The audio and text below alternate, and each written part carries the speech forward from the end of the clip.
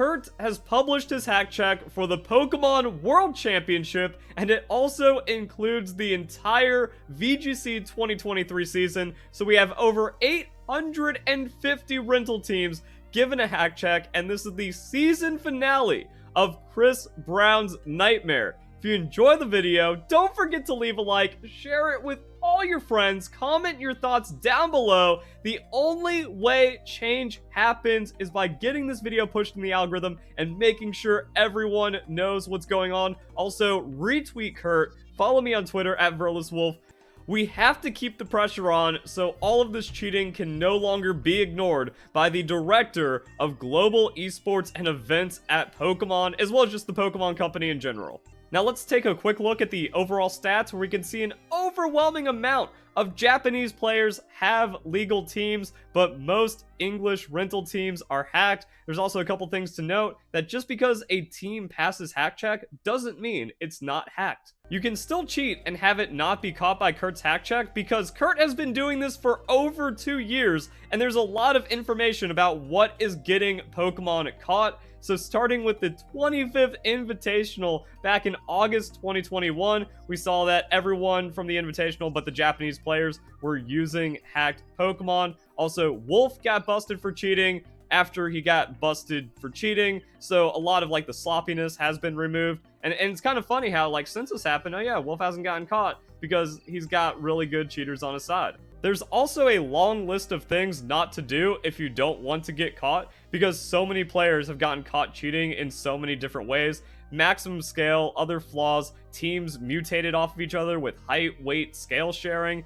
and then some other implausible things. This goes back to where we're just seeing like a lot of hacking getting caught this way. Also trash bites, so people getting a lot more careful so they don't get caught cheating. And then if you know your team is made illegitimately, you're not going to post your rental team for fear of the hack check. So we don't know like how many rental teams are out there that are cheated that haven't been posted, but it's a really bad look when you still see more hacked rental teams regardless of all of that.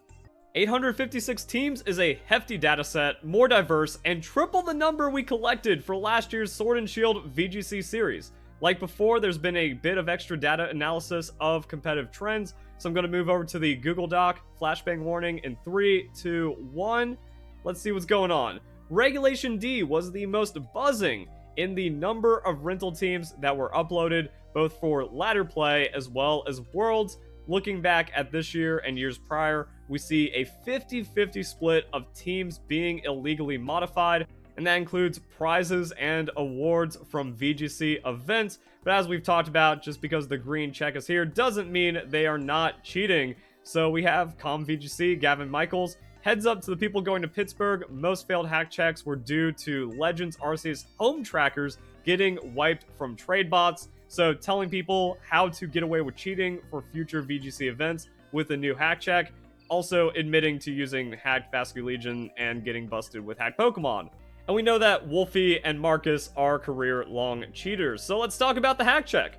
This year at Worlds, Pokemon Company upped their game in a simple way with a new hack check. They were able to disqualify a lot of competitors for transfer Pokemon missing their home tracker. However, we don't know what else was missed when it came to hack Pokemon. And now we get into the big one. First place, Shohei, was not without sin. A pivotal Pokemon, his Amoonguss, was modified to have 0 attack IVs. So the Pokemon World Champion couldn't even get a legitimate 0 IV Amoonguss, which also kind of shows why so many players got disqualified for having 0 IVs on legendary Pokemon. So regular Pokemon that originally had 18 IVs in attack was modified.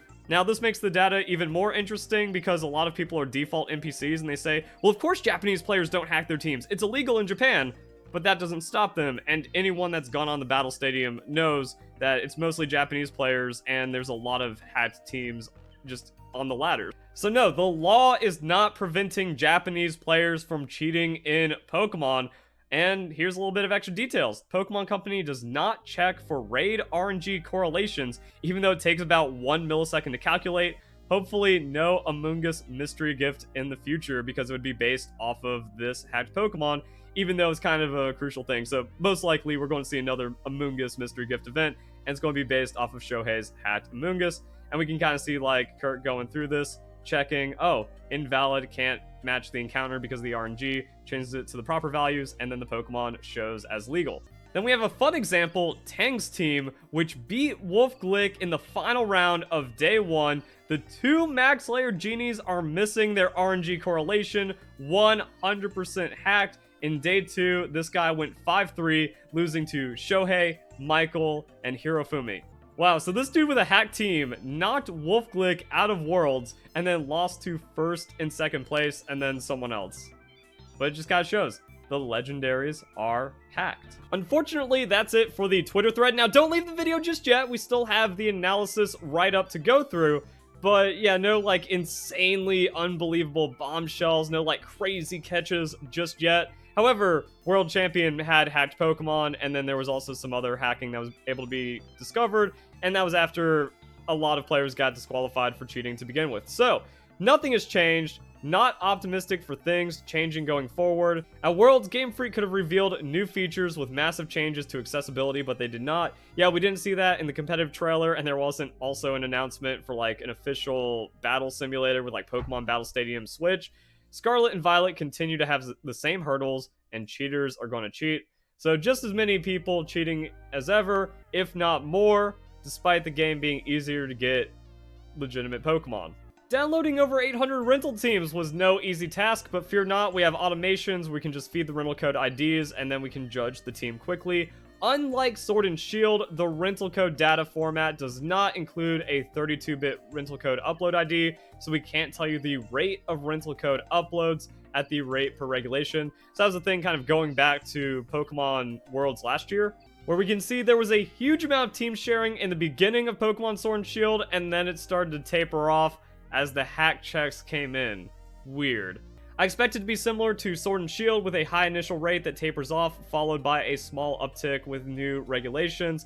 Regulation D had a ton of players sharing their rentals, likely because obtaining the meta-centric Pokemon required playing and transferring from games other than Pokemon Scarlet and Violet. So that was like a note early on in this tweet thread about the uptick. Then we can also see like the pretty graphs and stuff.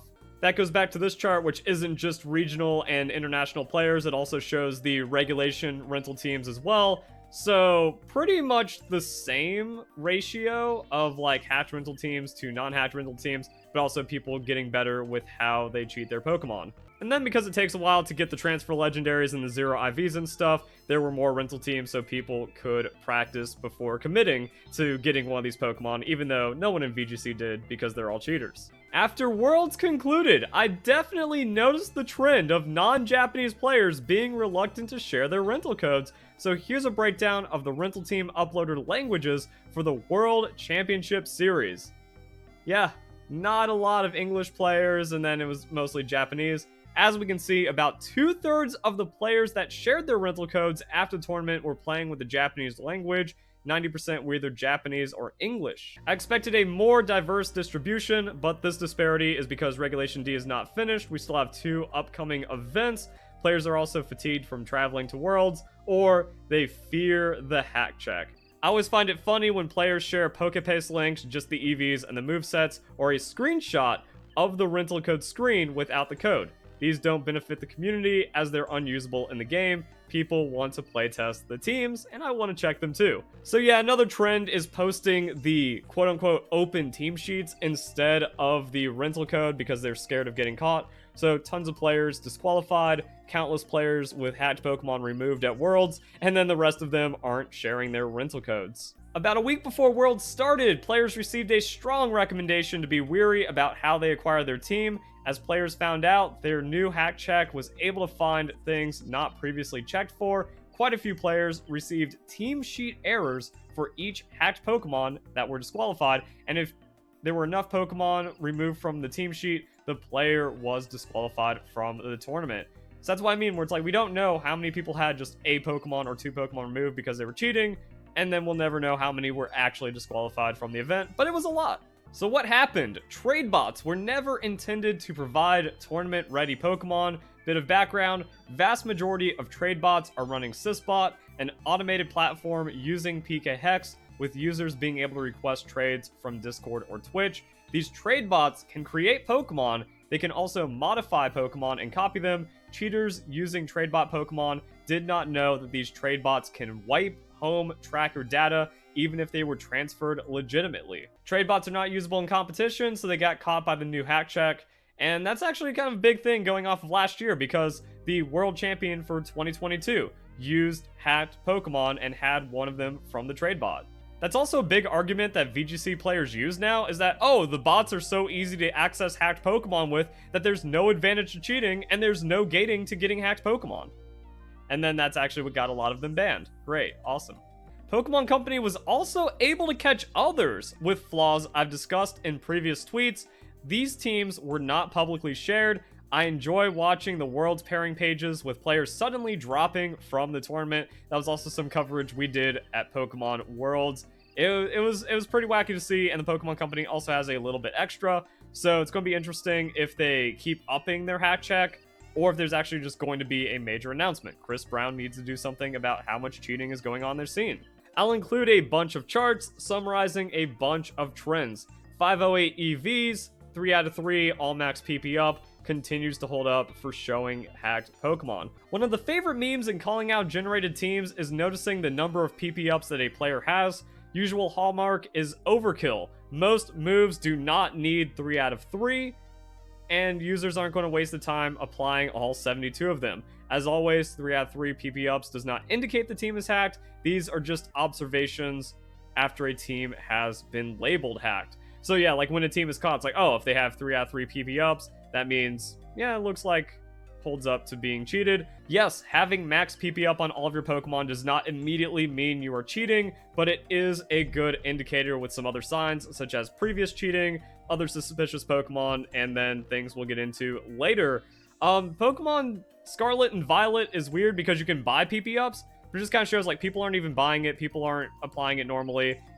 A lot of PP up usage just kind of shows the team is cheated. Which is even funnier in Pokemon Sword and Shield and earlier, where you see like people with max PP teams, even though it was harder to get the PP ups and then it was ridiculous in previous generations. So much like a full shiny team, very strong evidence, especially in the past. Same for 508 EVs, so I've been talking about this in Kurt's previous hack checks. It's also what tipped me off to Wolf being a cheater, where it's like, 508 EVs. Yeah, if you're just like naturally training teams, you're going to overcap into 510 a lot more often. Like, yeah, you can have a couple of 508 on your team and still be legitimate. But the thing is, PK Hex just defaults to 508 because those two EVs are just useless anywhere.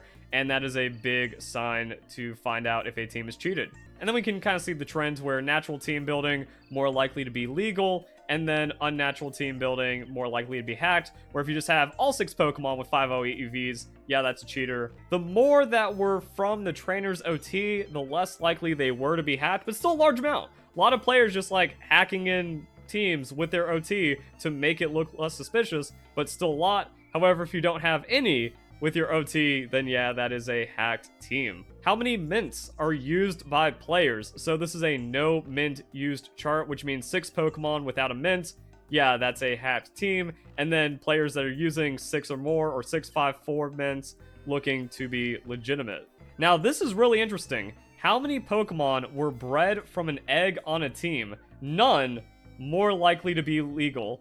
1 more likely to be legal, and then it kind of like flips from there, which makes sense because much like hacking in a Pokemon with your OT to make it look more legitimate, people are just like hacking in Pokemon that look like they were hatched from eggs. And with the Regulation D, and also a lot of like unbreedable Pokemon like Paradox Pokemon and the legendary transfers and stuff, so the Pokemon on teams that can be bred are hacked in to look hatched, but that's still cheating.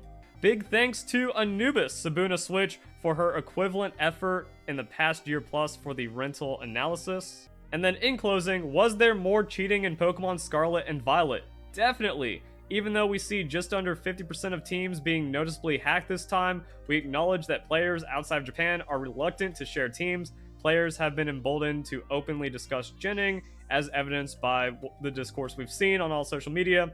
However, there could be a light at the end of the tunnel. Will cheating be more common in the next console? No. Excluding another monumental screw-up in console security, the community will never have widespread cheats on the next console. Yeah, the vulnerability on the Switch, pretty bad. Also, that might change some of the arguments around like the Nintendo Switch lifespan, and they could be trying to rush out a new console so it won't have as many hacking problems. So yeah, that's pretty much it now. A lot of players are scared of getting caught hacking, so they're being a lot more careful with their cheated teams, or they are not sharing their teams at all, which means we have no way of figuring out if they're cheating or not.